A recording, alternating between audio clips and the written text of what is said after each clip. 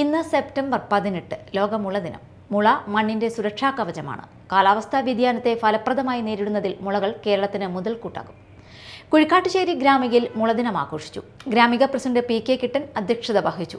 Vanamitra award ജേതാവ് VK. Sreedharan മുളദിന സന്ദേശം നൽകി. സഹായകമായി വർദ്ധിച്ചത് അതിലാദ്യമായിട്ട് അവിടുത്തെ നോർത്ത് ഈസ്റ്റിലെ വടക്കുകിഴക്കൻ ഇന്ത്യയിലെ ഗോത്രവർഗക്കാരുടെ കലാപരിപാടികൾ മാത്രം ഉൾക്കൊള്ളുന്നതായിരുന്നു.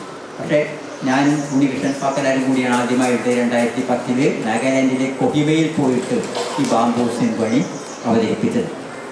അങ്ങനെ ലോകത്തിനൊരു ദിശാബോധം നൽകാനും നമ്മുടെ നൈസർഗികമായ വനങ്ങളുടെ സംരക്ഷണത്തിനും നമ്മുടെ ജീവൻ്റെ തുടിപ്പ് നിലനിർത്തുന്നതിന് വേണ്ടിയും ആഹാരമായും ഔഷധമായും കരകൗശലങ്ങളായും വാസഗൃഹങ്ങളായും അതുപോലെയുള്ള ശവസംസ്കാര ചടങ്ങ് മുതലുള്ള കാര്യങ്ങളിലേക്ക് വിസ്തരമായിട്ട് ഞാൻ വിവരിക്കുന്നില്ല. ഏകദേശം 7000 കൊല്ലങ്ങൾക്ക് മുമ്പ് തന്നെ നമ്മുടെ മുള നമ്മുടെ നിത്യജീവിതത്തിൻ്റെ ഭാഗമായിരുന്നു. ഫെസ്റ്റിവൽ സ്ഥാപക ഡയറക്ടർ ഉണ്ണികൃഷ്ണ പാക്കന, പി.ബി. ഋഷികേശൻ എന്നിവർ സംസാരിച്ചു.